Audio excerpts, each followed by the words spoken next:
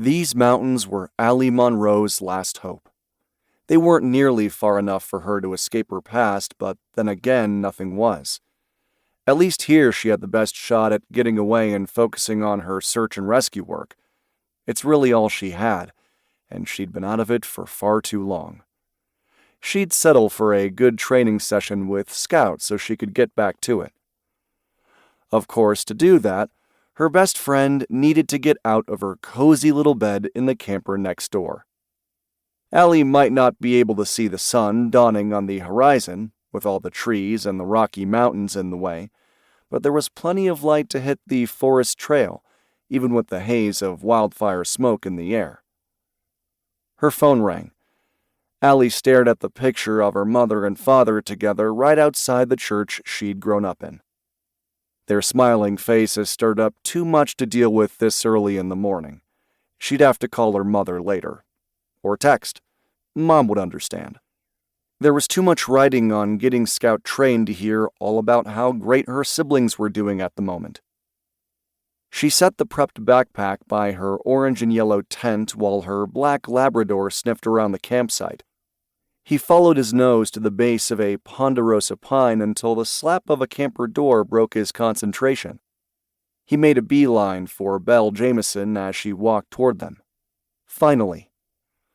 How do you function this early? Belle's blonde curls escaping from the wide floral headband took the term bedhead to a new level. You're awake! Allie pocketed her phone. Great! I was thinking... Whoa, pump the brakes. Belle held up a hand. I'm here, but I need a shower house visit and a couple mugs of coffee before I'm ready for anything. Scout whined. Her friend knelt down and scrubbed his neck with both hands. His tail thumped like a jackhammer. He's a morning person like you, Belle's groggy voice teased. No wonder you picked him out. Actually, Danny picked him out for me. As one of the lead trainers at the SAR K-9 school outside of Benson, Washington, Danny Masterson was who Allie aspired to be. He's smart, but he's no Dixie. He hardly listens to me on the first go. Yeah, but is it even fair to compare the two dogs? I guess not. No animal could replace the sweet golden retriever mix that had stayed loyally by her side for the last 7 years. Dixie could practically read her mind. You and Dixie just had a special bond. You'll get there with Scout, too. Would she?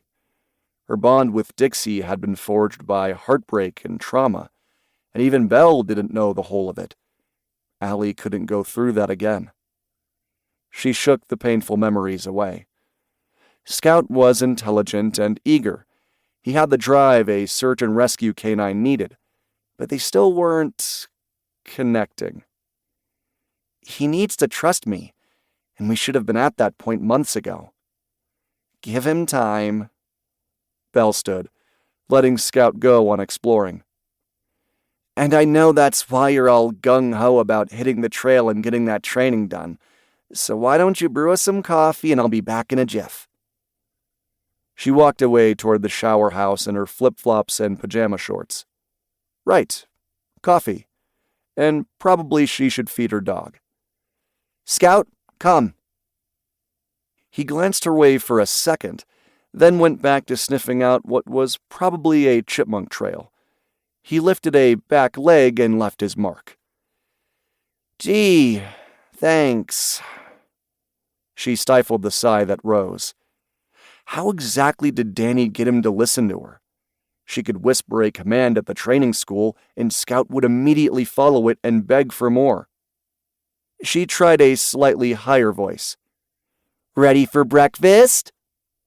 At that, she had all his attention.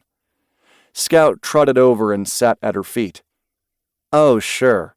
You come on the first call if it's got to do with food, huh? She scooped food into his collapsible camping bowl. Eat up now.